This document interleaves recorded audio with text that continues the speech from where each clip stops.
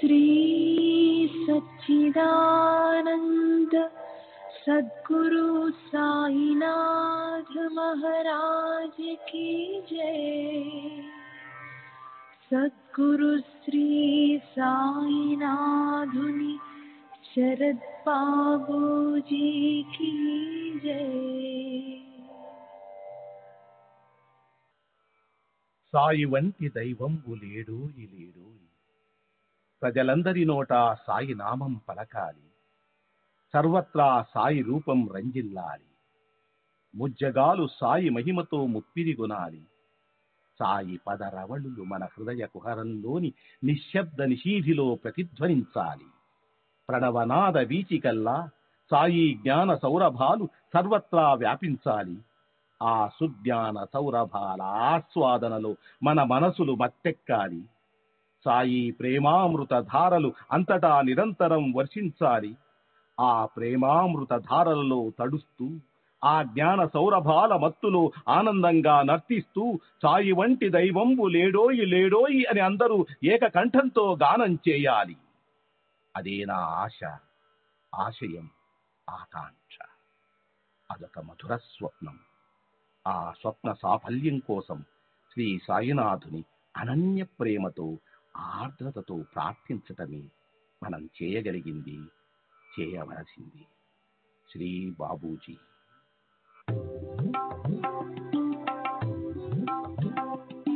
Sai Baba, Sai Baba, Sai Baba, Sai Baba.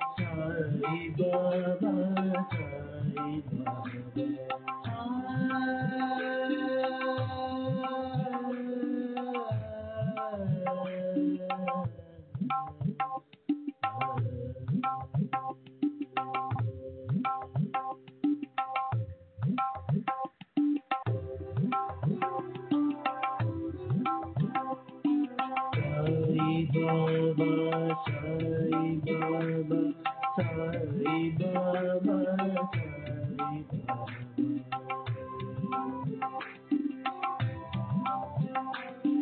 Sai Baba, Sai Baba, Sai Baba, Sai Baba.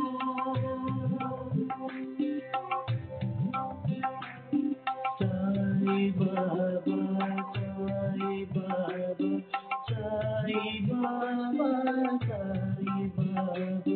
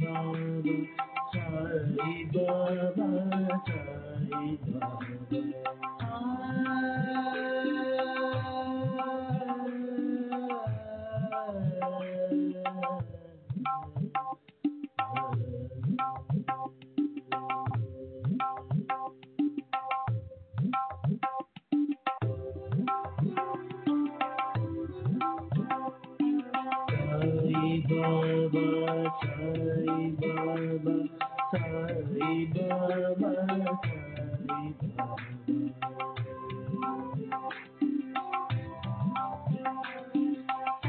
Sai Baba, Sai Baba, Sai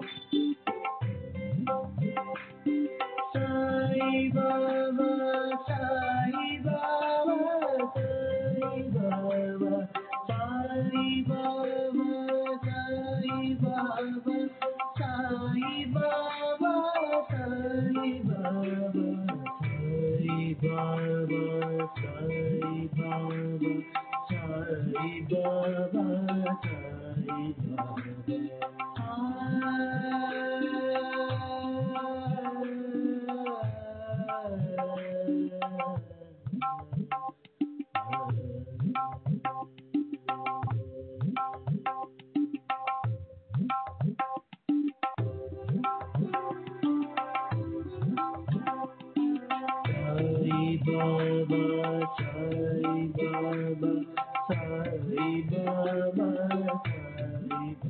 Baba, Sai Baba, Sai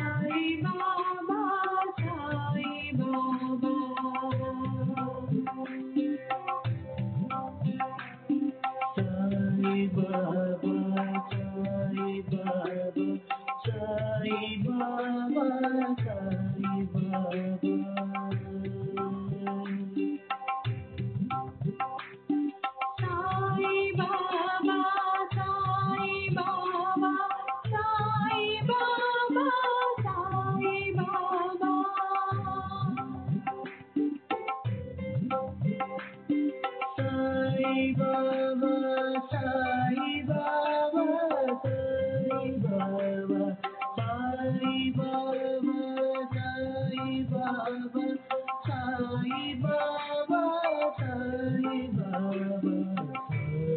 Baba, Sai Baba, Sai Baba, Sai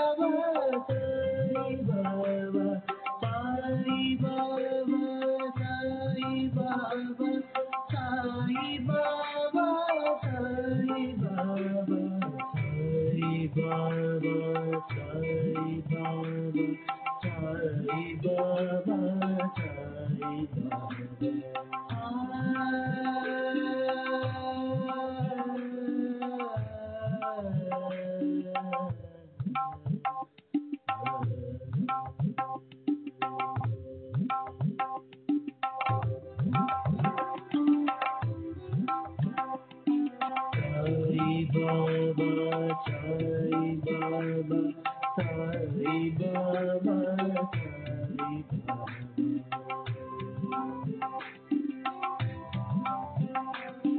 Sai Baba, Sai Baba, Sai Baba, Sai Baba, Sai Baba, Sai Baba, Sai Baba.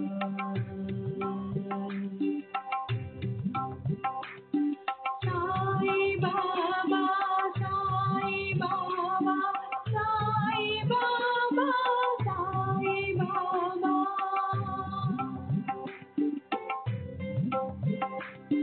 Sai Baba, Sai Baba, Sai Baba, Sai Baba, Sai Baba, Sai Baba, Sai Baba, Sai Baba, Sai Baba, Sai Baba, Sai Baba, Sai Baba, Sai Sai Baba, Sai Baba,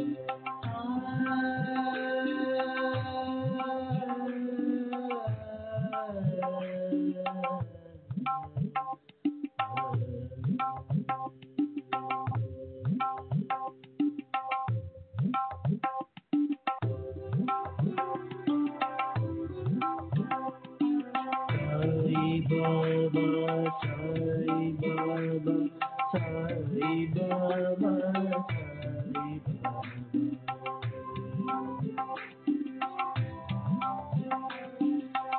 Sai Baba, Sai Baba, Sai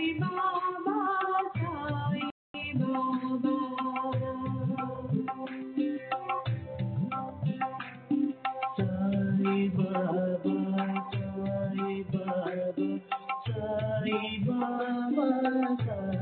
Baba,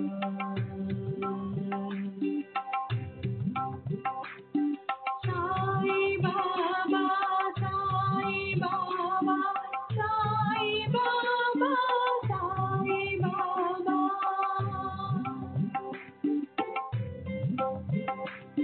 Sai Baba, Sai Baba, Sai Baba, Sai Baba, Sai Baba, Sai Baba, Sai Baba, Sai Baba, Sai Baba, Sai Baba, Sai Baba, Sai Sai Baba, Sai Baba, Sai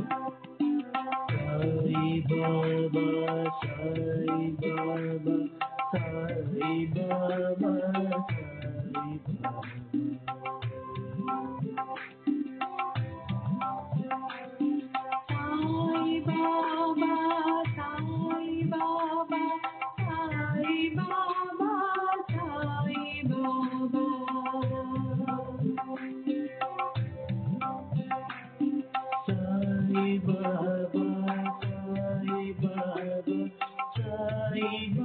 Baba, Sai Baba.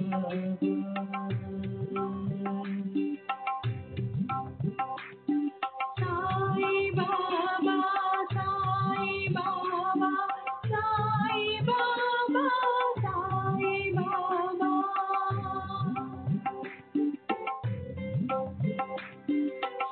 Sai Baba, Sai Baba,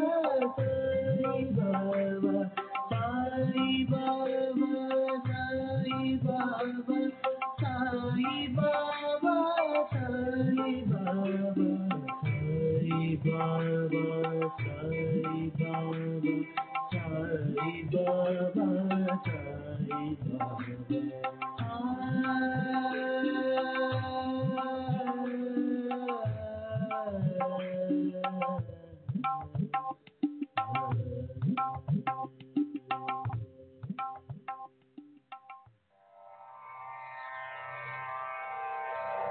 Shri सच्चिदानंद सद्गुरु साईनाथ महाराज की जय। सद्गुरु श्री साईनाथुनि शरद बाबू जी की जय।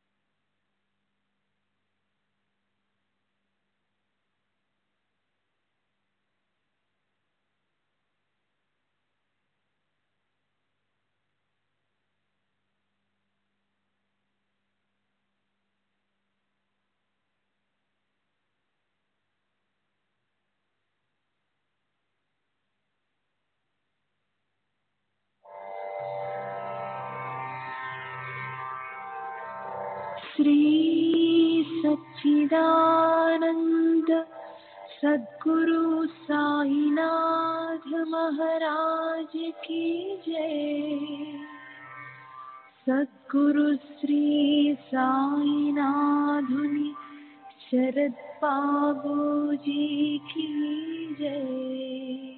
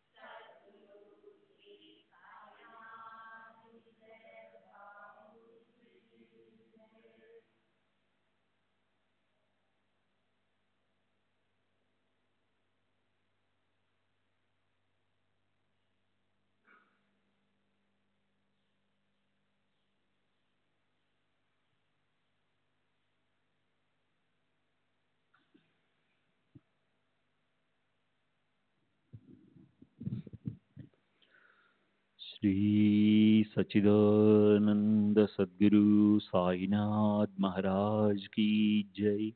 सद्गुरु श्री साईनाथ शरद बाबू जी की जय।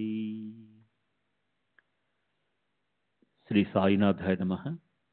శ్రీ సాయి సచ్చరిత్రము 21వ అధ్యాయం.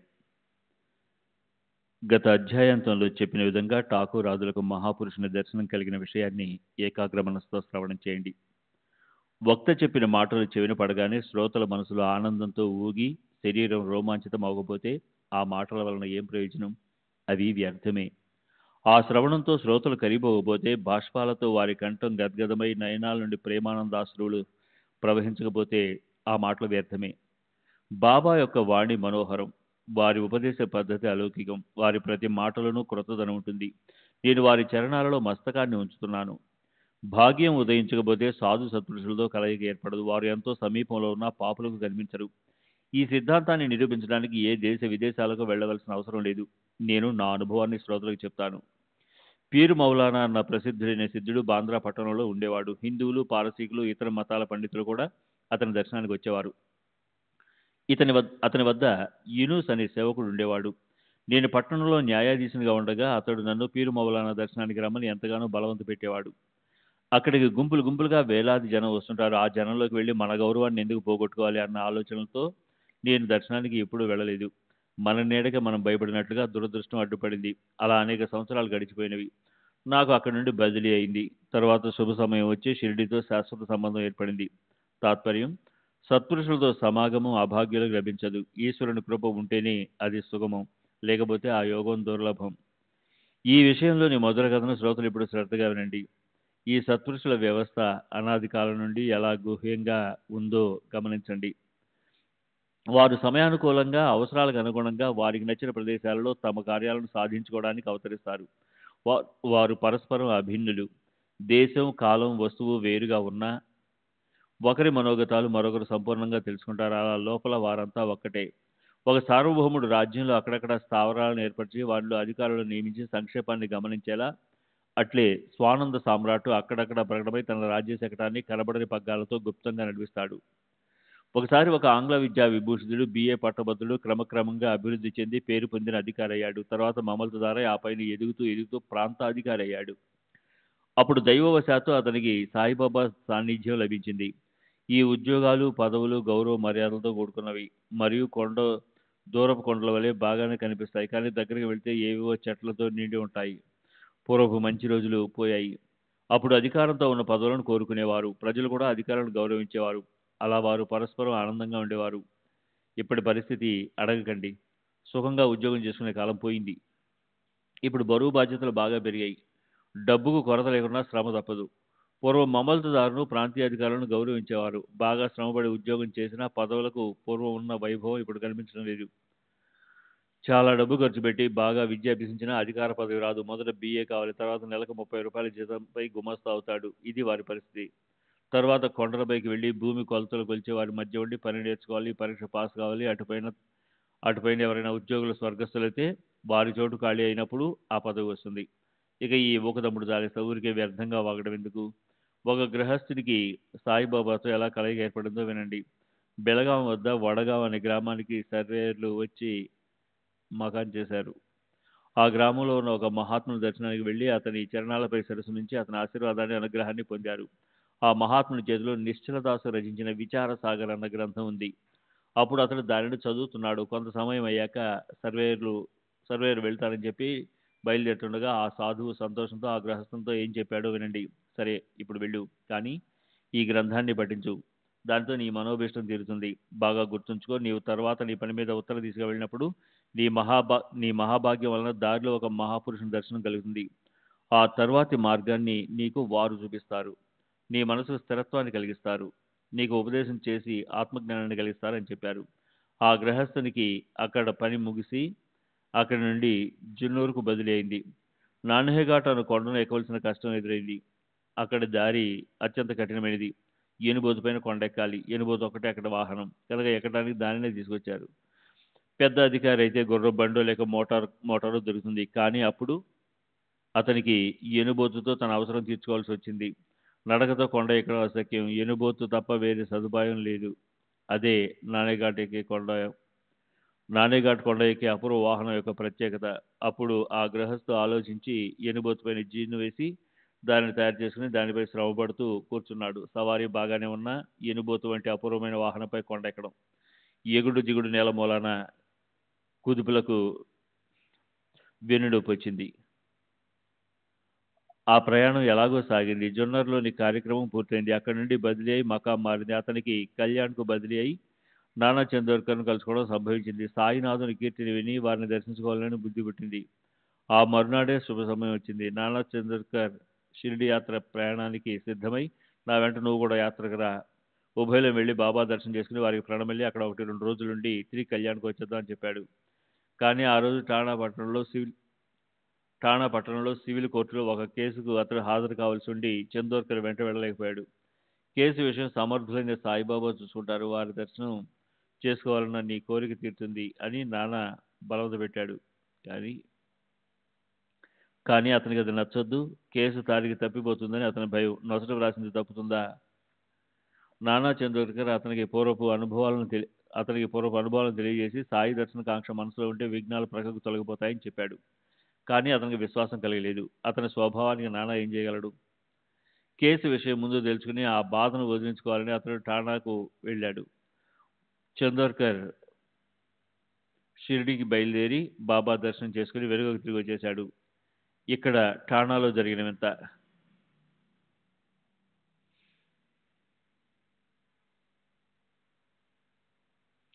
సమయానికి సరిగా ఆ వ్యక్తి కోర్టుకు హాజరు అయినా కేసు మరో తేదీకి వాయిదా పడింది. చందోర్కర్తో వెళ్లే అవకాశం కూడా పోయింది. మనసులో చాలా బాధపడ్డాడు. చందోర్కర్ మాటలను విశ్వసిస్తే బాగుండేది. అతడు తన వెంట షిరిడీకి తీసుకుని వెళ్ళేవాడు. సాయి దర్శనం చేసుకుని షిరిడీలో ప్రశాంతంగా ఉండేవాడిని. దావా వాయిదా పడింది. సాధు సమాగమం కూడా పోయింది అని తలచి తక్షణం షిరిడీ వెళ్ళడానికి నిశ్చయించుకున్నాడు. షిరిడీకి వెళ్ళాక నానా నాకు అక్కడ కలుస్తాడో లేదో, అతడైతేనే సాయినాథునికి నా గురించి తెలియజేస్తాడు. అలా అయితే మనసుకు ఆనందం కలుగుతుంది. షిరిడీలో నాకు పరిచితులు ఎవరూ లేరు. అందరికీ నేను అపరిచితుడిని. నాన్న కలిస్తే బాగుంటుంది, కానీ ఆ యోగం ఉన్నట్లు లేదు అని ఆలోచించుకుంటూ రైలు బండిలో కూర్చుని మరునాడు షిరిడీ చేరాడు. కానీ నాన్న అక్కడ లేడు. అతడు బయలుదేరిన రోజే నాన్న తిరిగి వెళ్ళిపోయాడు. దాంతో నిరాశ చెందాడు. నిరుత్సాహం, చికాకు కలిగాయి. అయితే అతనికి అక్కడ వేరే స్నేహితులు కలిసి సాయిబాబా దర్శనాన్ని కలిగించారు. అతని కోరిక తీరింది. సాయి దర్శనంతో అతని మనసు సాయి చరణాలందు లగ్నమైంది. సాష్టాంగ దండ ప్రణామం చేయగా అతని శరీరం పులకాంకితమై కళ్ళలో నుండి ప్రేమాశ్రులు స్రవించాయి. అలా మనసు స్థిరపడగా త్రికాలజ్ఞుడైన బాబా మందహాస వదనంతో అతనితో ఏమన్నారో వినండి. కన్నడప్ప చెప్పినట్లుగా ఎనుబోతుపై కొండ ఎక్కడం లాగా ఇక్కడ సులభోపాయాలు లేవు. శరీరం అరగదీయక తప్పదు. ఈ సంకేత పదాలు చెవిలో పడగానే అతని అంతరంగం సంతోషంతో ఉప్పొంగింది. మహాత్ముడు మునుపు చెప్పిన వచనం నిజమైన అనుభవమైంది. రెండు చేతులు జోడించి సాయి పాదాలయందు సరస్సునించాడు. సాయినాథ, నన్ను కరుణించండి. నేను అనాథను. నన్ను మీ ఒళ్ళోకి తీసుకోండి. మీరే నాకు మహాపురుషులు. నిశ్చలదాసు గ్రంథంలో నీ ఉపదేశం నాకు ఇవాళ బాగా అర్థమైంది. విశిష్టమైన ఆనందాన్ని పొందాను. ఎక్కడి బడగావ్, ఎక్కడి షిరిడి, ఎటువంటి సత్పురుషులైన మహానుభావులంట. వారి ఉపదేశాలు క్లుప్తమైన భాషలో ఉన్నా ఎంత స్పష్టంగా ఉన్నాయి. ఈ గ్రంథాన్ని చదువు. ఒక మహాపురుషుని కలుసుకున్నప్పుడు వారు నీకు తరువాతి కర్తవ్యాన్ని ఉపదేశిస్తారు అని ఒకరు చెప్పారు. అదృష్టవశాత్తు ఆ మహాపురుషుణ్ణి కలుసుకున్నాను. ఆయనే తానని ఒకరు చెప్పినట్లు పఠించాను. ఇక రెండో వారు చెప్పినట్లు ఆచరించాలి. అతనితో సాయిబాబా అప్పా చెప్పినది యథార్థం, కానీ దానిని ఆచరించినప్పుడు నీ మనోభిష్టం పూర్తిగా తీరుతుంది అని చెప్పారు. వడగాంలో నిశ్చలదాసు రచించిన విచార్ సాగర్ గ్రంథాన్ని పఠించమని, ఆ గ్రంథ పారాయణ తరువాత ఆచరణను గురించి చెప్పారు. ముందు గ్రంథాన్ని శ్రవణం చేసి దానిని మననం చేయాలి. మరలా పారాయణ చేస్తూ ఉంటే నిధిధ్యాస కలుగుతుంది. చదివినంత మాత్రాన సరిపోదు. చదివిన దానిని ఆచరణలో పెట్టాలి, లేదా బోర్నించిన కొండపై నీరు గుమ్మరించినట్లు అవుతుంది. అనుభవ జ్ఞానం ప్రాప్తించినంత వరకు గ్రంథ పఠన వ్యర్థం. బ్రహ్మ సంపన్నులైన గురుకృప లేకుండా పుస్తక జ్ఞానం నిష్ఫలం. ఈ విషయంలో భక్తిలోని యథార్థత మరియు పురుషార్థం యొక్క ఆవశ్యకతను తెలియజేసే ఒక చిన్న కథను శ్రోతలు తమ శ్రేయస్సుగా వినండి. ఒకసారి అనంతరావు పాటంకర్ అనే పూణే పట్టణవాసి అయిన ఒక వ్యక్తి సాయి దర్శనం కలగాలనే ఉద్దేశంతో షిరిడీకి వచ్చాడు. అతడు వేదాంతాన్ని బాగా శ్రవణం చేశాడు. ఉపనిషత్తుల గ్రంథాలను టీకాతో సమూలంగా చదివాడు. కానీ అతని మనసు ఎల్లప్పుడూ చంచలంగా ఉండి అతనికి ప్రశాంతి లేకుండా పోయింది. సాయి సమర్థుని దర్శనం చేసుకున్న పాటంకర్ కళ్ళు తృప్తి చెందాయి. బాబా పాదాలకు అభివందనం చేసి యథాశక్తి పూజ చేశాడు. తర్వాత చేతులు జోడించి బాబా సముఖంలో కూర్చుని అనంతరావు ప్రేమగా దీనంగా అడిగాడు. నేను అనేక గ్రంథాలను చదివాను. వేదాంగాలను, ఉపనిషత్తులను అధ్యయనం చేశాను. శాస్త్రాలను, పురాణాలను శ్రవణం చేశాను. కానీ మనసుకు శాంతి లేదెందుకు? చదివినంతా వ్యర్థం అయిపోయింది. నాకంటే ఏ చదువు లేని భక్తులు నయం అని ఇప్పుడు అనిపిస్తోంది. గ్రంథావలోకనం వ్యర్థమైంది. శాస్త్ర పరిశీలన వ్యర్థం. సకల పుస్తకాల జ్ఞానం మనసుకు ప్రశాంతత చేకూర్చలేకపోతే వ్యర్థమే కదా. శాస్త్ర ఉత్పత్తిని తర్కించడంలో ఏముంది? మహావాక్యాలను మరల పఠించడం ఎందుకు? వీనిలో మనసుకు శాంతి లభించకపోతే ఇక బ్రహ్మజ్ఞానం ఎందుకు? సాయిబాబా దర్శనంతో చింత తొలగిపోతుందని బాబా వినోదంగా ముచ్చటిస్తూ సన్మార్గాన్ని సహజంగా చూపుతారని ఆనోటా చెప్పగా విన్నాను. అందువలన మహారాజా, తపోరాశి మీ పాదాల వద్దకు చేరాను. నా మనసుకు ధైర్యం కలిగేలా నన్ను ఆశీర్వదించిందని దీనంగా వినర్చుకున్నాడు. అప్పుడు సాయి మహారాజు వినోదభరితమైన ఒక కథను చెప్పగా అనంతరావు తన జ్ఞానం సఫలమైనట్లు సంతృప్తి చెంది సంతుష్టుడయ్యాడు. కొన్ని మాటలతో చెప్పిన పరమార్థసారమైన ఆ కథ చెబుతాను వినండి. శ్రీ సచ్చిదానంద సద్గురు సాయినాథ్ మహారాజ్ కీ జై. सद्गुरु श्री साईनाथ धुनि शरद बाबू जी की जय।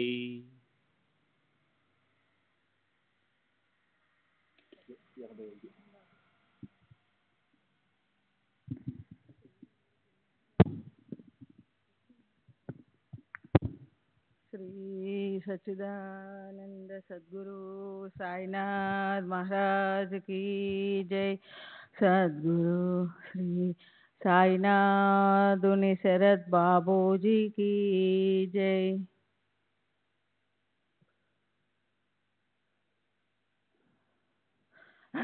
కొన్ని మాటలతో చెప్పిన పరమార్థ సారమైన ఆ కథ చెప్తాను వినండి. వినోదమే అయినా జ్ఞానంతో కూడినది. దానిని ఎవరు అనాధారం చేస్తారు? ఒకసారి ఒక వ్యాపారి వచ్చాడు. అప్పుడు ఒక గుర్రం అతని ఎదుట తొమ్మిది లద్దెలను వేసింది. వ్యాపారస్తుడు తన కార్యంలో తత్పరుడై కొంగులో లద్దెలన్నిటినీ గట్టిగా మూటకట్టుకొని చిత్త ఏకాగ్రతను పొందాడు అని బాబా చెప్పారు. సాయి సమర్థులు ఎందుకు ఇలా చెప్పారు? దీని అసలు అర్థం ఏమై ఉంటుంది? వ్యాపారస్తుడు లద్దెలను ఎందుకు పోగు చేసుకున్నాడు? ఏమీ అర్థం కావటం లేదు అని అనంతరావు ఆలోచించి వెళ్ళి ఆ సంభాషణంతా కేల్కర్తో చెప్పాడు. అసలు ఆ వ్యాపారి ఎవరు? లద్దెల ప్రయోజనం ఏమిటి? సంఖ్య 9కి ఏమి కారణం? నాకు వివరం చెప్పండి దాదా. ఇందులోని రహస్యం ఏమిటి? అల్పబుద్ధి గల నాకు ఏం అర్థం కావటం లేదు. బాబా మనసులో ఉన్నదానిని నాకు అర్థమయ్యేలా విశదీకరించి చెప్పు అని అడిగాడు. అతనితో దాదా నాకు కూడా ఏం అర్థం కావటం లేదు. బాబా మాటలన్నీ ఇట్లే ఉంటాయి. అయినా వారు నాకు స్ఫురింపజేసినట్లుగా నాకు అర్థమైనది చెప్తాను. ఆ గుర్రం ఈశ్వరుని అనుగ్రహం. లద్దెలు నవవిధ భక్తులు. భక్తి ప్రేమ లేకుండా పరమేశ్వరుడు ప్రాప్తించడు. జ్ఞానం లభించదు. శ్రవణం, కీర్తనం, విష్ణుస్మరణ, చరణ సేవ, అర్చన, వందనం, దాస్యం, సఖ్యం, ఆత్మ నివేదనం ఇవి నవవిధ భక్తులు. సంపూర్ణ భక్తితో వీనిలో ఏ ఒక్క రకమైన భక్తి లభించినా భక్తికి అరులు చాచే శ్రీహరి భక్తుల ఇంట్లోనే ప్రకటమవుతాడు. జపతప వ్రతాది యోగ సాధనాలు, వేదోపనిషత్తుల అధ్యయనం, ఆధ్యాత్మిక జ్ఞానాన్ని గొప్పగా వ్యాఖ్యానించడం ఇవన్నీ భక్తి లేకపోతే వ్యర్థం. వేద శాస్త్ర ఉత్పత్తి జ్ఞానం అవసరం లేదు. గొప్ప జ్ఞాని అన్న గొప్ప కీర్తి ప్రతిష్టలు అక్కర్లేదు. భక్తి ప్రేమ లేని శుష్క భజనల యందు ప్రీతి అవసరం లేదు. ప్రేమతో కూడిన భక్తి అవసరం. నీవు స్వయంగా వ్యాపారస్తుడు అని భావించి వ్యాపారంలోని భావార్థాన్ని అర్థం చేసుకో. శ్రవణాది భక్తి యొక్క ధ్వజం ఎగురుతూ ఉంటే జ్ఞానరాజు ఆనందిస్తాడు. గుర్రం 9 లద్దెలను వేయగానే వ్యాపారి వానిని తీసుకోవడానికి ఆతురతతో పరిగెత్తాడు. అట్లే నవవిధ భక్తిని మూట కట్టుకుంటే మనసుకు శాంతి కలుగుతుంది. అందరి పట్ల సద్భావం కలుగుతుంది. గంభీరత పెరుగుతుంది. అలా కాకపోతే మనసులోని చాంచల్యం తప్పదు అని గురువర్యులు ప్రేమతో తెలియజేశారు అని చెప్పాడు. మర్నాడు అనంతరావు సాయి పాదాలకు వందనం చేస్తూ ఉండగా బాబా అతనిని లద్దెలను కొంగున కట్టుకున్నావా అని అడిగారు. అప్పుడు అనంతరావు ఈ దీనునిపై మీ అనుగ్రహము ఉంటే వానిని సహజంగా మూట కట్టుకోవడం సాధ్యం. దానిలో ఏం గొప్పతనం ఉందని చెప్పాడు. నీకు శుభం కలుగుతుందని బాబా అతనిని ఆశీర్వదించారు. అనంతరావుకు సుఖశాంతులు లభించి ఆనందించాడు. ఇక మరొక చిన్న కథను శ్రోతలు శ్రద్ధగా సాదరంగా వింటే బాబా యొక్క సర్వజ్ఞత, వారు సన్మార్గంలో ప్రవేశపెట్టే విధానం తెలుస్తాయి. ఓసారి ఒక వకీలు వచ్చి వెంటనే మసీదుకు వెళ్ళి సాయినాథుని దర్శనం చేసుకుని వారి పాదాలకు వందనం చేశాడు. తక్షణం దక్షిణను ఇచ్చి వకీలు ఒక పక్కన కూర్చున్నాడు. సాయిబాబా ఎవరితోనో సంభాషిస్తూ ఉంటే అతనికి వినాలన్న కోరిక కలిగింది. బాబా అతని కేసి చూస్తూ అతని ఉద్దేశించి చెప్పిన మాటలు ఆ వకీలు మనసులో గుర్చుకొని అతనికి అనుతాపాన్ని కలిగించాయి. జనులు ఎంత మోసగాళ్ళు, పాదాలపై పడతారు, దక్షిణను కూడా ఇస్తారు, మనసులో తిడుతారు కూడా. ఎంతటి ఆశ్చర్యం! ఆ మాటలను విన్న వకీలు ఊరికే కూర్చునే ఉన్నా మనసులో బాగా అర్థం చేసుకున్నాడు. బాబా మాటల్లోని తాత్పర్యం మనసులో బాగా నాటుకుంది. తర్వాత బసకు వెళ్ళినప్పుడు దీక్షితుతో బాబా చెప్పిన మాటలన్నీ అర్థభరితమైనవి. నేను రాగానే నాపై చెరుకు విసిరారు. నింద హేళనలతో ఎవరి మనస్సును బాధ పెట్టరాదని బాబా సూచించారు. మా మునసబు ఆరోగ్యం బాగలేక బాధపడుతూ శరీరం కుదుట పడాలని సెలవు మీద ఇక్కడికి వచ్చాడు. మేము వకీళ్ళు కూర్చునే గదిలో ఉండగా ఆ మునసబు గురించిన ప్రస్తావన వచ్చి అనేక రకాల అర్థం పర్థం లేని చర్చ జరిగింది. సాయిని ఆశ్రయిస్తే ఔషధాలు లేకుండానే అస్వస్థత పోతుందా? మునసబు పదవిలో ఉన్న వ్యక్తికి ఇలా ప్రవర్తించటం సబబా అని మునసబు గురించి అలా ఆడిపోసుకుంటూ సాయిని అపహాస్యం చేయడం జరిగింది. నేను కూడా అందులో పాల్గొన్నాను. అది అనుచితమని బాబా తెలియజేశారు. అది వారి ఆగ్రహం కాదు, వారి అనుగ్రహం. ఎవరి గురించి అయినా చెడుగా వ్యర్థంగా చర్చించుకోకూడదు. హేళన, అపహాస్యం, నింద మొదలగు చెడు ఆలోచనలను త్యజించాలి. మరొక విషయం, 100 క్రోశల దూరంలో ఉన్న సాయిబాబా అందరి అంతరంగాలను తెలుసుకుంటారని అనుభవం అయ్యింది. నిజంగా బాబా ఎంతటి అంతర్జ్ఞాని!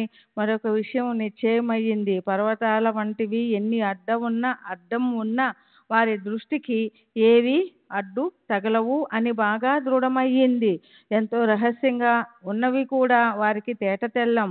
అప్పటి నుండి వకీలు ఎవరిని నింద చేయకూడదు, ఎవరిని చెడుగా మాట్లాడకూడదని నిశ్చయించుకుని లెంపలు వేసుకున్నాడు. మనం ఎక్కడ ఏం చేస్తున్నా అది సాయి దృష్టిలో పడకుండా ఉండదు అన్న విషయం నిర్ధారణ అయ్యింది. చెడు పనులు చేసే మనసు మారింది. మంచి పనులు చేయాలనే బుద్ధి జనించింది. ముందు వెనక సాయి ఉన్నారన్న భావన ఉంటే వారిని ఎవరు మోసగించగలరు అన్న విషయం నిర్ధారణ అయ్యింది. ఈ కథ వకీలుకు సంబంధించినదే అయినా ఇది అందరికీ జ్ఞానం కలిగించేది. వకీలుకు, వర్తకు, శ్రోతలకు, సాయి యొక్క భక్తులందరికీ కూడా ఇలాంటి జ్ఞానం కలగాలని నేను ప్రార్థిస్తాను. సాయి కృపామేఘం వర్షించగా మనకందరికీ దాహం తీరి తృప్తి కలుగుతుంది. ఇందులో ఏం విశేషం లేదు. సాయినాథుని మహిమ అమోఘం. వారి పరమ పావన కథ అగాధం. పరబ్రహ్మావతారమూర్తి అయిన సాయినాథుని చరిత్ర అంతులేనిది. ఇక తరువాతి అధ్యాయంలోని కథను శ్రోతలు శ్రద్ధగా వింటే మీ మనోభీష్ట తీరి మీ మనసుకు స్థిరత్వం కలుగుతుంది. భక్తులకు భవిష్యత్తులో సంభవించే కష్టాలు సాయి సమర్థునికి ముందుగానే తెలిసేవి. వారు వానిని వినోదాలతో, హాస్యాలతో, నవ్వుతూ ఆడుతూ నివారించేవారు. భక్త హేమాడు సాయికి శరణ్జొచ్చి ఈ కథను సమాప్తి చేస్తున్నాడు. తర్వాతి కథానుసంధానం భక్తుల కష్టాల నివారణ. సాయి దయాసాగరులు భక్తుల దుర్భర కష్టాలను ముందుగానే తెలుసుకొని సమయానికి సరిగ్గా సూచించి వానిని ఎలా తొలగిస్తారో తెలుసుకోండి. స్వస్తి శ్రీ సంత సజ్జన ప్రేరితము భక్త హేమాడు పంతు విరచితము అయిన శ్రీ సాయి సమర్థ సచ్చరిత్రలో అనుగ్రహ కరణమను 21వ అధ్యాయం సంపూర్ణం. శ్రీ సద్గురు సాయినాథార్పమస్తు. శుభం భవతు. శ్రీ సాయి సచ్చరిత్ర 22వ అధ్యాయం. శ్రీ గణేశాయ నమః. శ్రీ సరస్వతేయ నమః. శ్రీ గురుభ్యో నమః. శ్రీ కులదేవతాయ నమః. శ్రీ సీతారామచంద్రాభ్యో నమః. శ్రీ సద్గురు సాయినాథాయ నమః.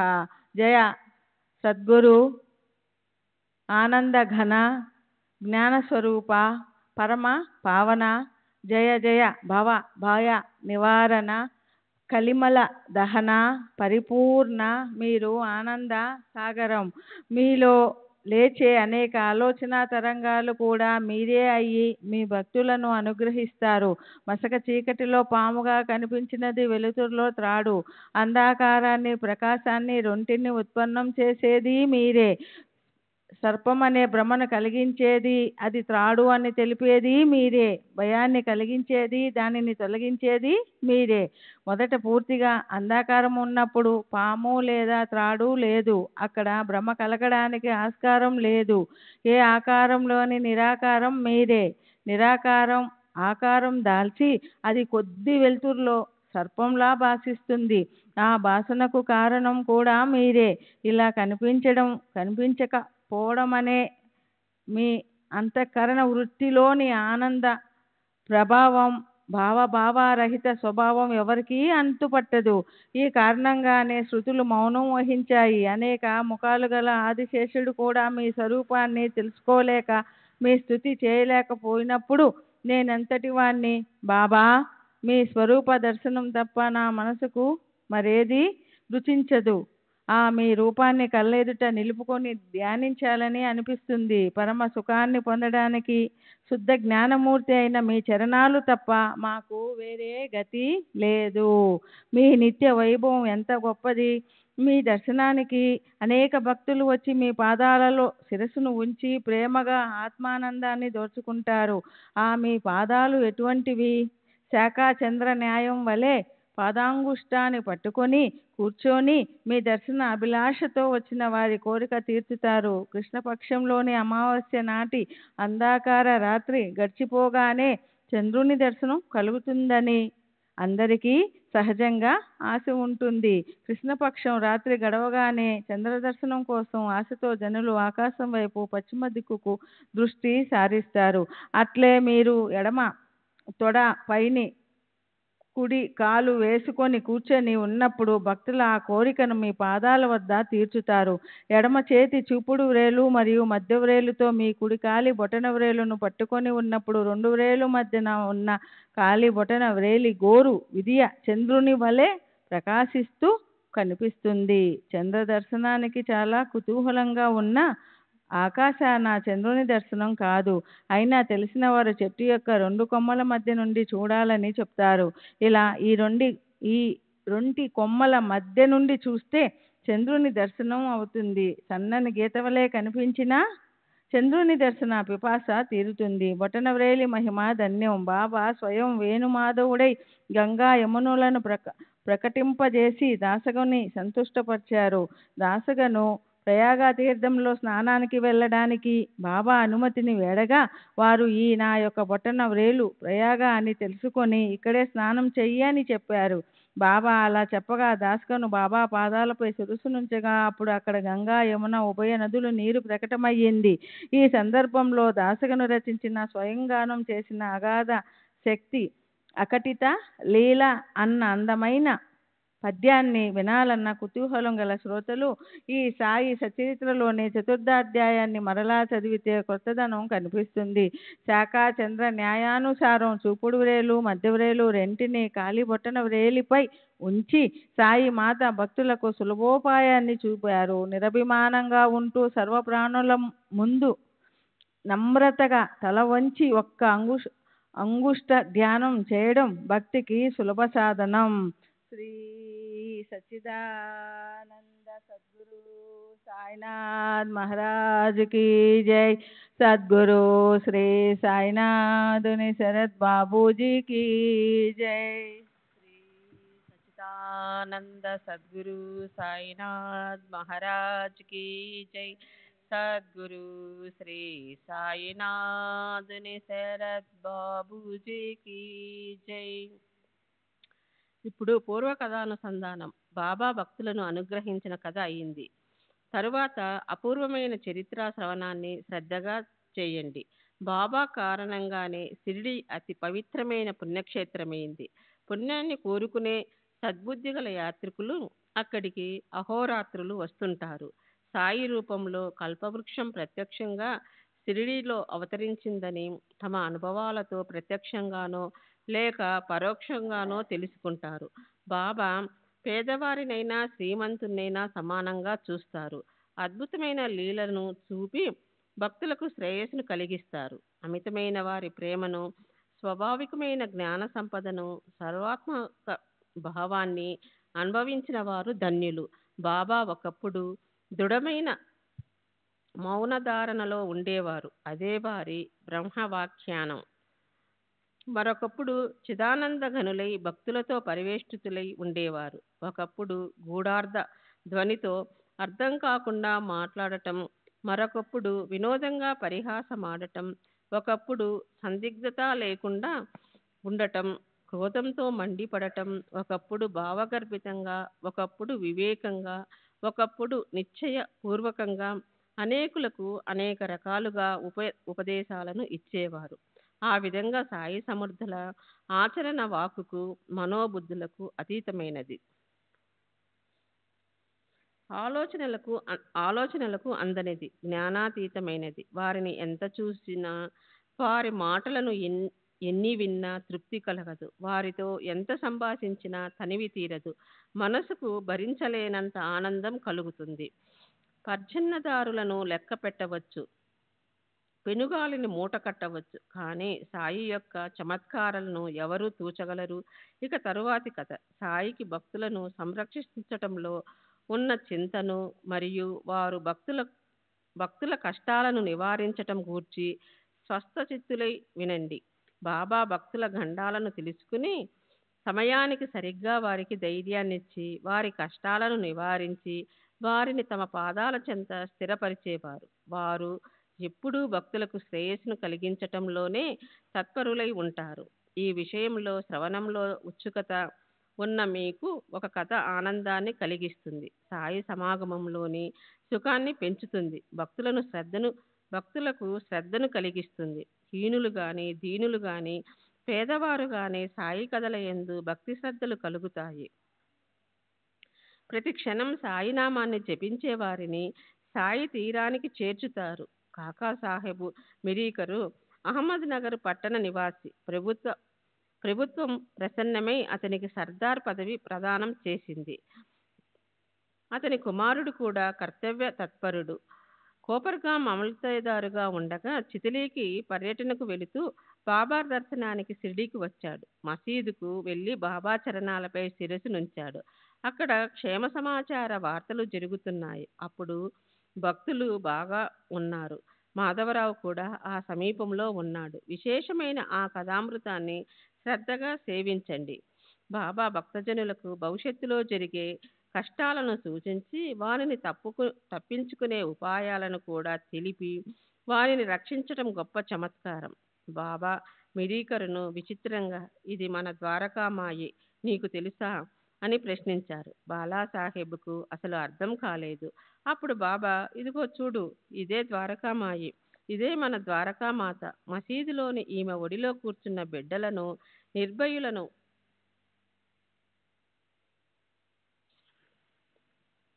చేస్తుంది. వారికి సుఖమనే మాటే ఉండదు. ఈ మసీదు మాత గొప్ప దయగలది.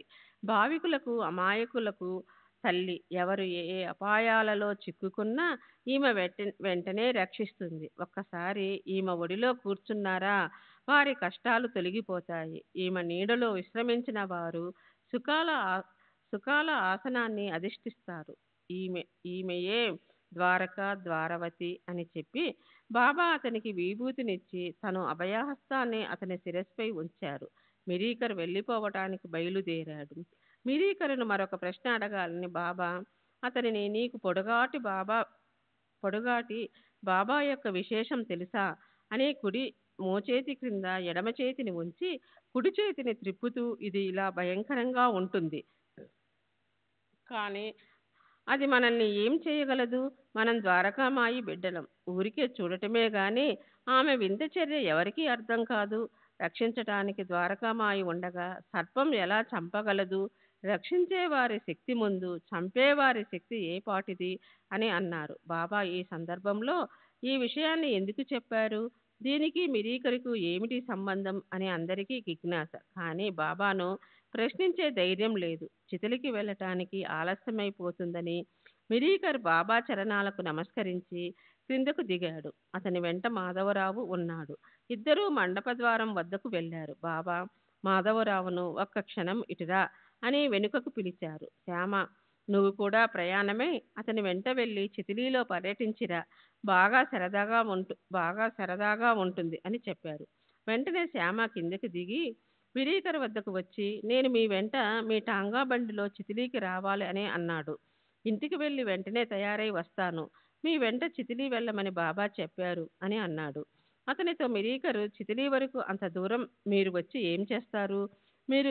మీకు వృధా శ్రమ కదా అని అన్నాడు. మాధవరావు వెనుకకు వెళ్ళి అతని మాటను బాబాతో చెప్పాడు. బాబా, సరే మంచిదే, మనదేం పోతుంది? మంత్రం, తీర్థం, ద్విజులు, దేవతలు, దైవజ్ఞులు, వైద్యులు, గురువు వీరి యందు ఎలాంటి భావం ఉంటే అలాంటి ఫలమే లభిస్తుంది. మనం ఎప్పుడూ మంచినే ఆలోచించాలి, యోగ్యమైన దానిని ఉపదేశించాలి. ఎవరి కర్మ ఎలా ఉంటే అట్లే తప్పకుండా జరుగుతుంది అని చెప్పారు. ఇంతలో మిరీకరుకు సందేహం కలిగింది. బాబా మాటలను పాటించాలి అని తలచి మాధవరావుతో చితిలీకి పద అని మెల్లగా చెప్పాడు. సరే ఆగండి, అలాగే వస్తాను, కానీ మరలా బాబా అనుమతిని తీసుకోవాలి. వారు వెళ్ళమంటే వెంటనే తిరిగి వస్తాను. నేను బయలుదేరితే మీరు వద్దని వెనుక్కు పంపారు. బాబా, పోనీలే, మనదేం పోతుంది అని నన్ను ఊరికే కూర్చోపెట్టారు. ఇప్పుడు మరలా వారిని అడుగుతాను. సరే అంటే వెంటనే వస్తాను. వారు ఎలా చెబితే అలా చేస్తాను.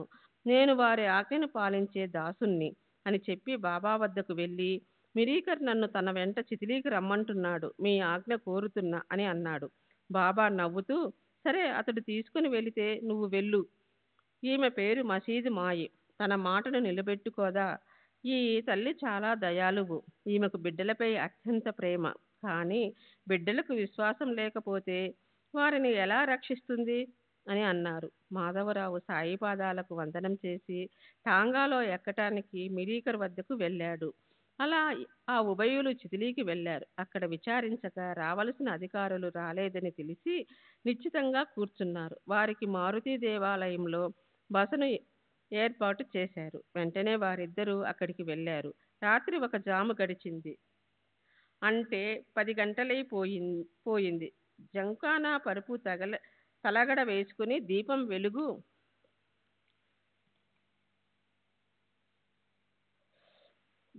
వెలుగులో ముచ్చటించుకుంటూ కూర్చున్నారు. శ్రీ సచ్చిదానంద సద్గురు సాయినాథ్ మహారాజ్ కి జై. సద్గురు శ్రీ సాయినాథ్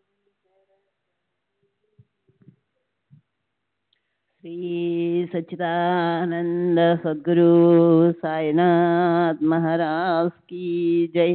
సద్గురు శ్రీ సాయినాథుని శరత్ బాబూజీకి జై. అక్కడ ఒక వార్తాపత్రిక ఉంది. మిరీకరు దాన్ని తెరచి చదవసాగాడు. విశేషమైన వార్తలలో అతడి మనసు లగ్నమైంది.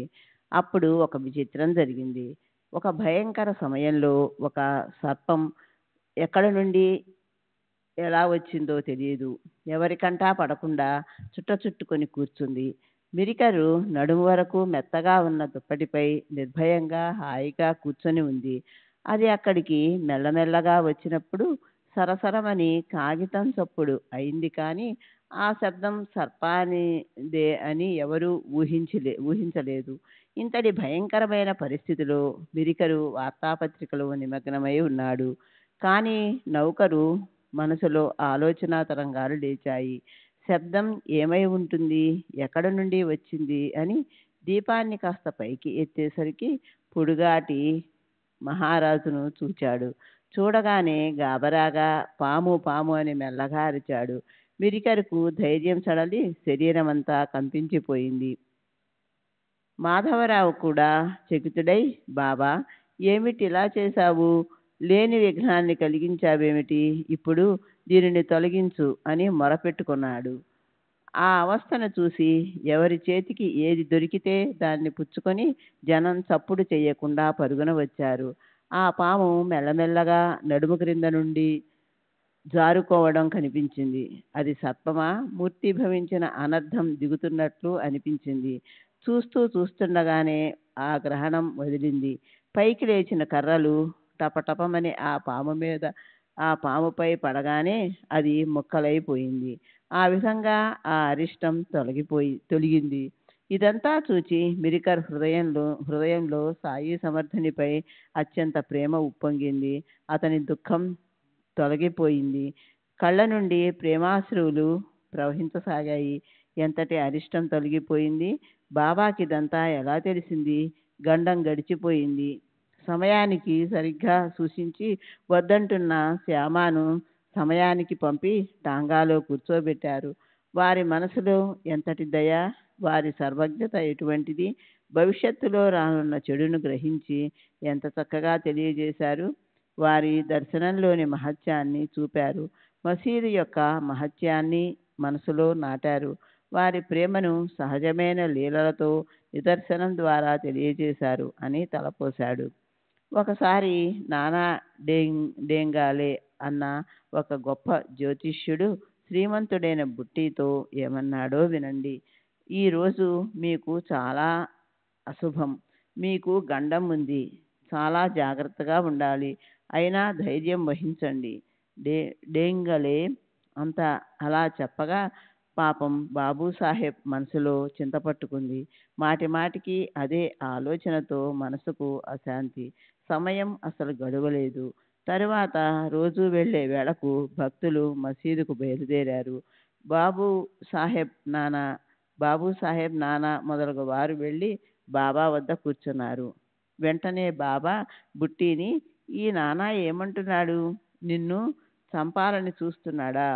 మనం ఏం భయపడనవసరం లేదు. ఎలా చంపుతావో చంపు, నేను చూస్తానని అతనితో సవాలు చెయ్యి అని చెప్పారు. ఇక తరువాతి చమత్కారాన్ని చూడండి. సాయంకాలం బాపూసాహెబ్ బుట్టి మల విసర్జనకై బయలు ప్రదేశానికి వెళ్ళగా అక్కడ ఒక పాము వచ్చింది. భయంకరమైన ఆ అరిష్టాన్ని చూసి బుట్టి బయటకు వచ్చేశాడు. నౌకరు లహను పామును కొట్టి చంపాలని రాయిని లేవనెత్తాడు. కానీ బాబూసాహెబ్ అతనిని అడ్డగించి, ఇలాంటి విషయాలలో త్వరపడకూడదు, వెళ్ళి కర్రను పట్టుకొనిరా అని చెప్పాడు.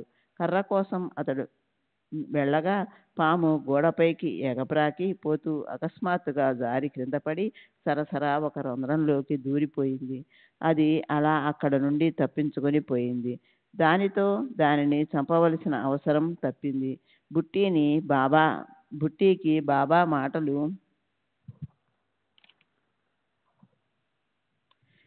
గుర్తుకు వచ్చాయి. అలా అతనికి సర్పానికి కష్టం తొలగిపోయింది.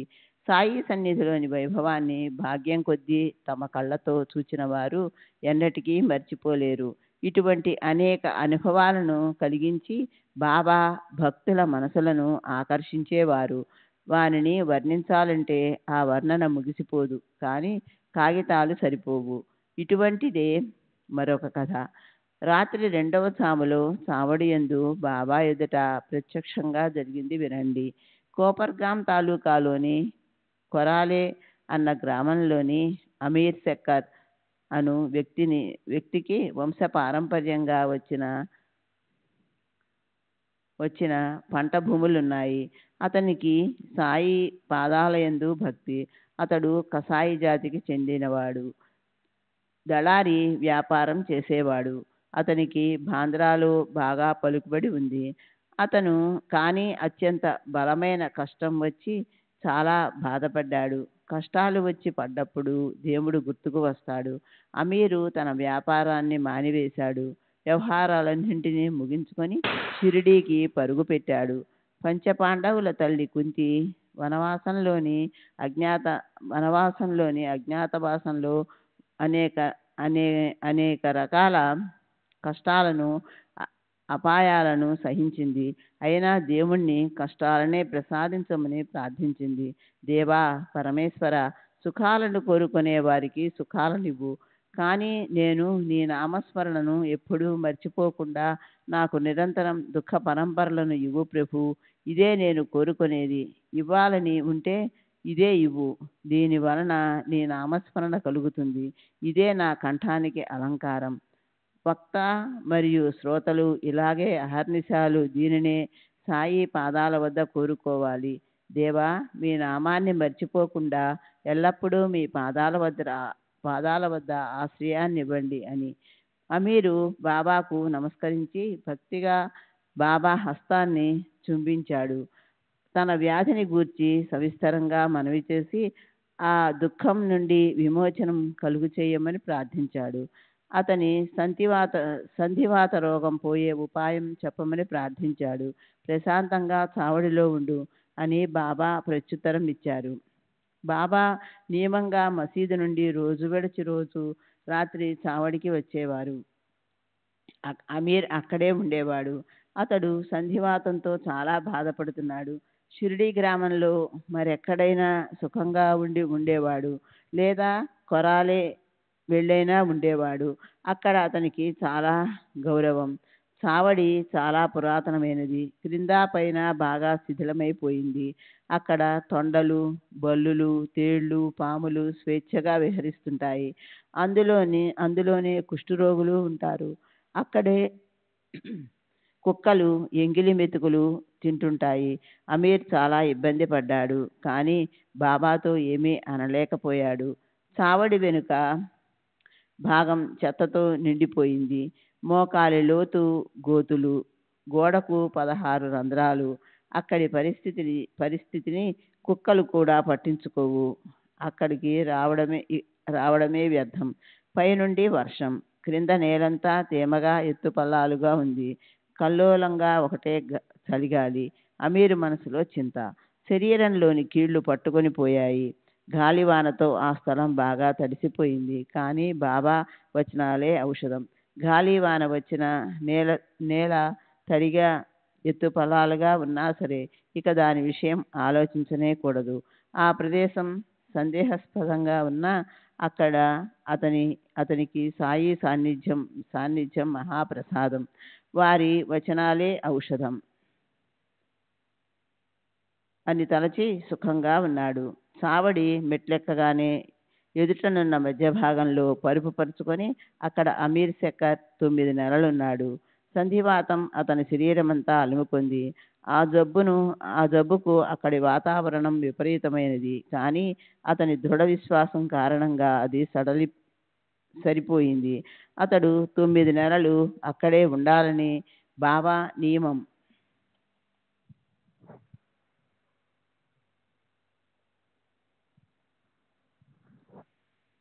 నియమం పెట్టారు. మసీదుకు కూడా వెళ్ళడానికి, దర్శనానికి ఆంక్ష విధించారు. అయినా చావడి వంటి ప్రదేశాన్ని నియమించడం వలన అతనికి రోజు ఉదయం సాయంకాలం ఏ ప్రయాస లేకుండా బాబా దర్శనం లభించేది. ఇంతేకాక రోజు విడిచి రోజు 2 పూటల చావడిలో జరిగే వైభవాన్ని కళ్ళారా చూచే అవకాశం కూడా లభించింది. బాబా రోజు ఉదయం భిక్షకు వెళ్ళేటప్పుడు చావడి మీదుగానే వెళ్ళాలి. అలా వారు వెళుతున్నప్పుడు, తిరిగి వస్తున్నప్పుడు వారి దర్శనం అమీరుకు తన చోటు కదలకుండానే లభించేది. అట్లే రోజు సాయంకాలం బాబా చావడి ఎదుట నుంచొని చూపుడు వ్రేలును తలను ఊపుతూ దిక్కులకు వందనం చేసేవారు. అక్కడి నుండి వెనుకకు మరలి సమాధి మందిరం మూల వరకు వెళ్ళి భక్తులు వెంటరాగా మసీదుకు తిరిగి వెళ్ళేవారు. చావడికి రోజు విడిచి రోజు వచ్చేవారు. వారిద్దరి మధ్య నామమాత్రంగా ఒక పలక తలుపు పరదా వలె అడ్డు ఉండేది, అంతే. అమీరు బాబా ఆ ఇద్దరికి ముచ్చటించుకోవడం సరదా. చావడిలోనే పూజ, అక్కడే హారతిని చేసి భక్తులు తమ ఇళ్లకు వెళ్ళిపోయారు. అటు తర్వాత వారిద్దరూ ప్రశాంతంగా కబుర్లు చెప్పుకునేవారు. అమీరుకు అది బందిఖానా వలె ఉన్న నిజానికి సాయి సాంగత్యం ఎంతో భాగ్యం లేకపోతే అటువంటి సుఖాన్ని, ఆనందాన్ని అనుభవించటం ఎవరికైనా దుర్లభం. అయినా కూడా అమీరుకు విసుగెత్తిపోయింది. ఒక్క చోట ఉండడం బందిఖానా వలె అనిపించింది. ఏ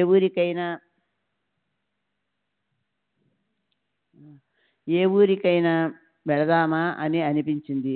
స్వతంత్రాన్ని కోరుకునే వారికి పారతంత్రం వస్తుందా? ఈ బందిఖానా ఇక చాలు అని అతనికి అనిపించింది. బాబా అనుమతి లేకుండానే తనకు నియమించిన ప్రదేశాన్ని విడచి కోపర్గాంకు వెళ్ళి ఒక ధర్మశాలలో ఉన్నాడు. అక్కడ జరిగిన చమత్కారం వినండి.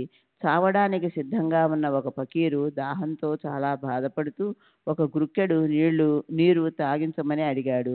అమీరుకు జాలి కలిగి అతనికి నీరు త్రాగించాడు. నీరు త్రాగిన వెంటనే ఫకీరు శరీరం నిశ్చేష్టంగా పడిపోయింది. అతని ప్రాణం పోయింది. ఆ దరిదాపులలో ఎవరూ లేరు. పైగా రాత్రి సమయం. పాపం అమీరు గాబరా పడిపోయాడు. ఉదయాన్నే ఫకీరు ఆకస్మిక మరణాన్ని విచారణ జరుగుతుంది. దోషిని పట్టుకుంటారు. ప్రభుత్వం విచారణ జరుపుతుంది. నిజంగా జరిగిన దానిని చెప్తే ఎవరు నమ్ముతారు? సాక్షుల విచారణలో తేలిన దానిని బట్టి న్యాయం జరుగుతుంది. నేనే అతనికి నీరు త్రాగిస్తుంటే అకస్మాత్తుగా ఫకీరు ప్రాణం పోయాయి అని జరిగిన సత్యాన్ని చెప్తే నేను పట్టుబడిపోతాను. అతని మృతికి నేను కారణమని ముందు నన్ను పట్టుకుంటారు. తరువాత ఎప్పుడో నిజం తెలిసాక నేను నిరపరాధిని నిశ్చయం అవుతుంది. కానీ అంతవరకు పరిస్థితి భరించలేను. అందువల్ల వెంటనే వచ్చిన దారినే పారిపోవాలి అని నిశ్చయించుకున్నాడు. అలా అమీరు ఎవరూ చూడకుండా ఆ రాత్రికి రాత్రి అక్కడ నుండి బయలుదేరాడు. వెనుకకు తిరిగి చూస్తూ ముందుకు నడుస్తూ దారి పొడుగునా బాధపడ్డాడు. చావడిని చేరుకునే వరకు మనసుకు శాంతి లేదు అని చింతిస్తూ అమీరు షిరిడీకి పయనమయ్యాడు. బావా, ఇలా చేశారేమిటి? ఇదెక్కడి పాపం ముంచుకొచ్చింది? ఇది నా కర్మే ఇలా ఫలించింది అని నాకు బాగా తెలిసింది. సుఖం కోసం చావడిని వదిలిపెట్టాను. అందుకే నాకు ఈ శిక్ష.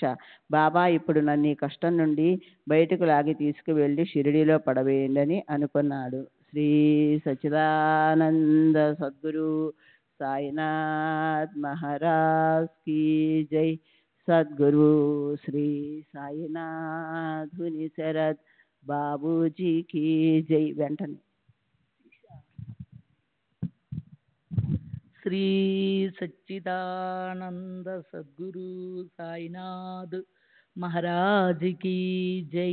సద్గురు శ్రీ సాయినాథుని శరత్ బాబూజీ కీ జై. శిక్ష. బాబా, ఇప్పుడు నన్ను కష్టం నుండి బయటికి లాగి తీసుకొని వెళ్ళి షిరిడీలో పడవేయండి అని అనుకున్నాడు. 150 వెంటనే అమీరు ఆ శవాన్ని ఆ ధర్మశాలలో వదిలి ఆ రాత్రికి రాత్రే బయలుదేరాడు. బాబా అని నోటితో అంటూ కరుణించమని వేడుకుంటూ చావడికి చేరుకొని ప్రశాంతతను పొందాడు. ఇలా జరిగాక నోటితో అంటూ కరుణించమని వేడుకుంటూ వాడికి చేరుకుని ప్రశాంతతను పొందాడు.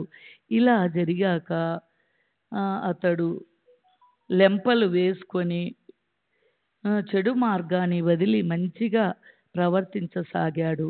అలా అతడు బాబాపై విశ్వాసంతో వాతం జబ్బు నుండి తేరుకున్నాడు. ఆ తర్వాత జరిగిన దానిని వినండి. చావడి మొత్తము 3 భాగాలు. ఆగ్నేయమూల బాబా ఉంటారు. 4 పక్కన చెక్క పలకల మూయబడి ఉండేవి. బాబా అందులో శయనించేవారు. రాత్రంతా దీపాలు వెలిగించి ఉంచేవారు. ఎల్లప్పుడూ బాబా వెలుగులో పడుకునేవారు. ఫకీరులు బైరాగులు బయట ప్రదేశంలో చీకట్లో ఉండేవారు. బహుశా అమీరు కూడా వారిలో ఒక్కడు కావచ్చు. అటు ఇతరులు కూడా ఎంతో మంది అక్కడే అడ్డంగా చేరబడలేక నిద్రపోతూనే ఉండేవారు. బాబాకు వెనుక వైపు సామాను ఉంచే గదిలో పరమ విరాగి సేవా సత్పురుషుడైన అబ్దుల్లా అనే భక్తుడు ఉండేవాడు. ఒకరోజు అర్ధరాత్రి బాబా గట్టిగా కేకలు వేస్తూ అబ్దుల్లాను పిలిచిన పక్కలోకి దెయ్యం వచ్చి చేరింది చూడరా అని అన్నారు.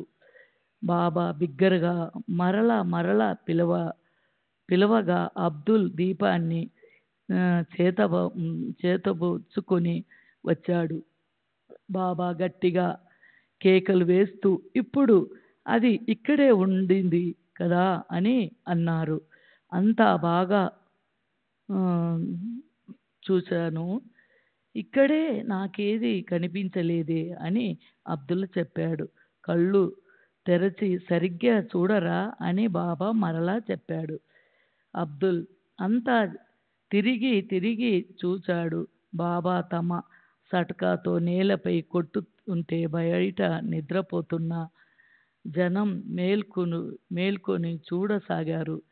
అమీర్ శక్కర్ కూడా మేల్కొన్నాడు. ఇవాళ ఇదేమి గొడవ?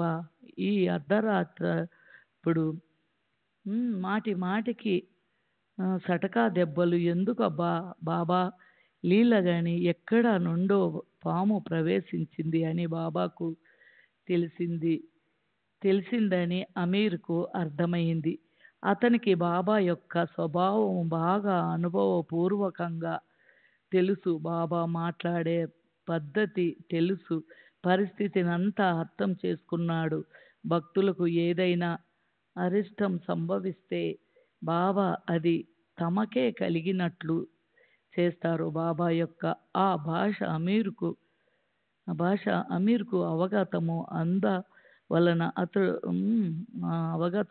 అందువలన అతడు విషయము అర్థం చేసుకున్నాడు. ఇంతలో అతనికి పక్క వద్దే ఏదో కదులుతున్నట్టుగా కనిపించింది. వెంటనే అబ్దుల్, ఇక్కడికి దీపం పట్టుకురా అని అమీరు అరిచాడు. దీపం బయటికి తీసుకుని రాగానే ఆ వెలుతురులో చుట్టుకొని ఉన్న పాము కనిపించింది. పాము తలను కిందకు పైకి కదిలిస్తుంది. జనం దాన్ని అక్కడే పంపివేశారు. అది బాబా యొక్క ఉపకారమని తలచి బాబా తమ విచిత్ర పద్ధతిలో ఎట్లా భక్తులను జాగరూకులను చేస్తారు కదా అని అనుకున్నాడు. ఎక్కడి దయ్యం, ఎక్కడి దీపం సమయానికి సరిగ్గా మేలుకోవలసి భక్తులను కష్టాల నుండి కాపాడటం కోసమే వారి యుక్తి. ఇటువంటి అసభ్యకమైన పాముల కథలను బాబా చరిత్రలో వర్ణించవచ్చు. దీనివల్ల ఈ గ్రంథము విస్తారమైపోతుంది. అందువల్ల సంక్షిప్తంగా చెప్పాను. పాము, తేలు నారాయణుని అంశములే. అవి భక్త తుకారాం వచనం దూరం నుండి వానికి వందనం చెయ్యాలని కూడా అతనే అన్నాడు. అవి ఆదమ జాతికి చెందినవి కనుక వానిని చెప్పులతో శిక్షించాలని అన్నాడు. అందువలన క్రూర జీవులతో ఎలా ప్రవర్తించారో నిశ్చయంగా తెలియదు. పరమేశ్వరుని నియమం ప్రకారము ఆయా జీవుల స్వభావ ధర్మాన్ని అనుసరించి దాని పనులుంటాయి. ఇదే ఇందులోని మర్మం. దీనికి బాబా సమాధానం ఒక్కటే. జీవులన్నీ సమానమే. అన్నిటి యందు అహింసా భావం ఉండాలి. పాము కాని తేలు కాని అన్నిటికీ అదే స్థానము ఈశ్వరుడే. ఆయన సంకల్పం లేనిదే ఎవరైనా ఏ అపాయాన్ని అయినా చేయగలరా? ఈ విశ్వమంతా ఈశ్వరుని ఆధీనంలో ఉంది. ఇక్కడ ఏది స్వతంత్రం కాదు. ఇది బాబా తెలియచేసిన అనుభవ జ్ఞానం. కానీ మనం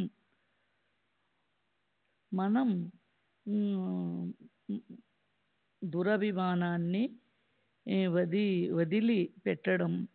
ఒక తేలు చెరువులో పడి ఉక్కిరి విక్కిరి తల్లడిల్లుతూ నీళ్ళల్లో మునిగి పోతుంటే ఒకడు ఆనందంగా చప్పట్లు కొడుతూ, నీవు ఇలాగే మమ్మల్ని బాధ పెడతావు అని అన్నాడు. శ్రీ సచ్చిదానంద సద్గురు సాయినాథ్ మహారాజ్ కి జై.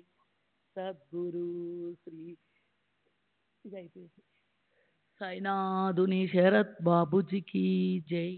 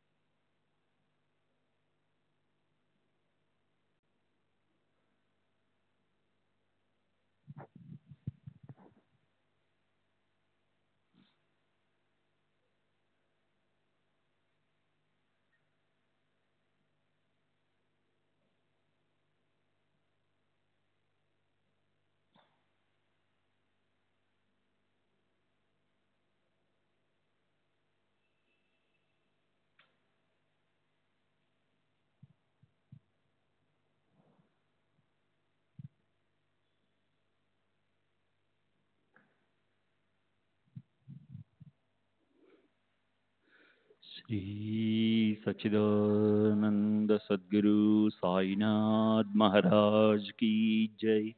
सद्गुरु श्री साईनाथ शरद बाबू जी की जय. साई रहम नजर करना, बच्चों का पालन करना.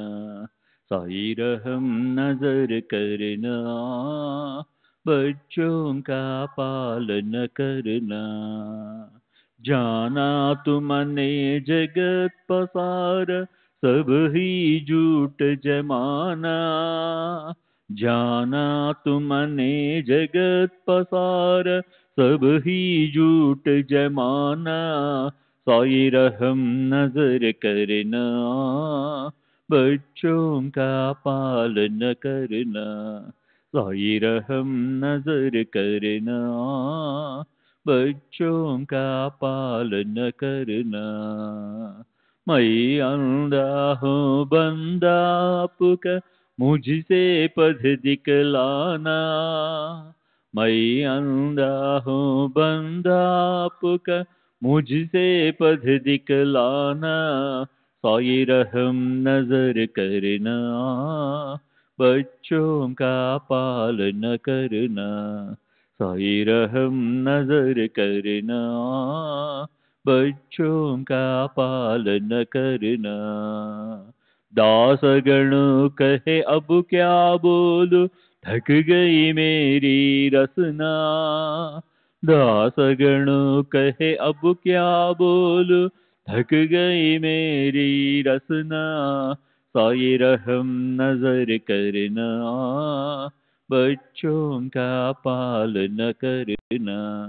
साई रहम नजर करना, बच्चों का पालन करना. रहमो नजर करो अब मोरे साई, तुम बिना नहीं मुझे माँ बाप भाई.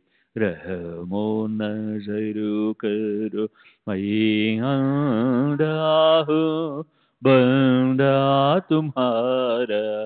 मैं अंधा हूँ बंदा तुम्हारा.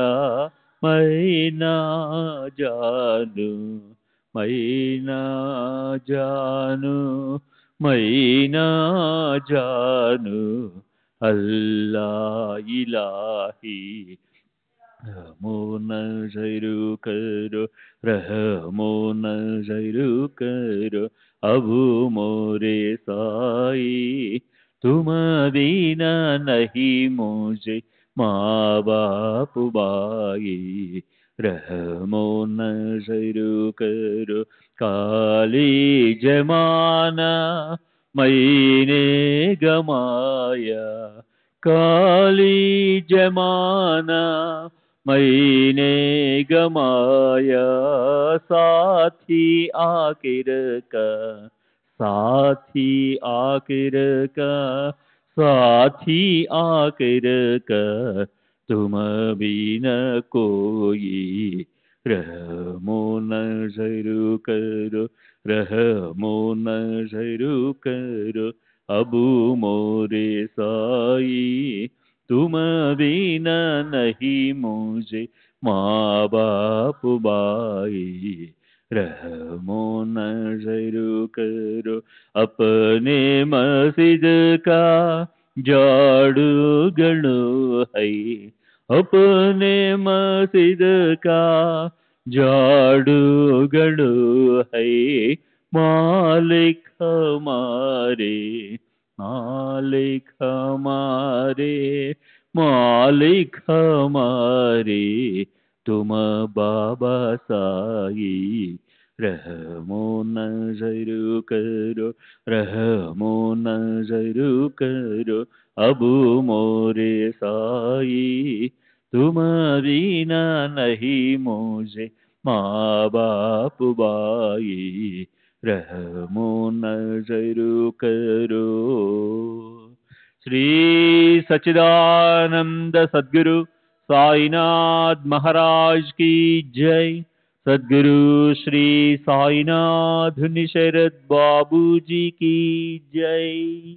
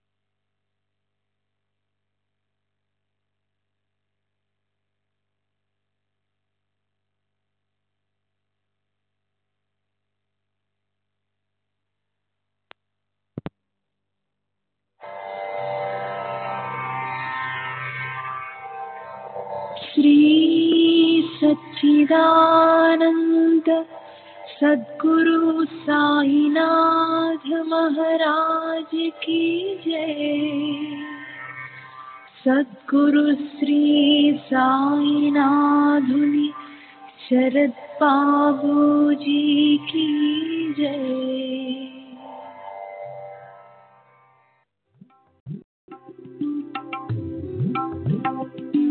साई बाबा, साई बाबा।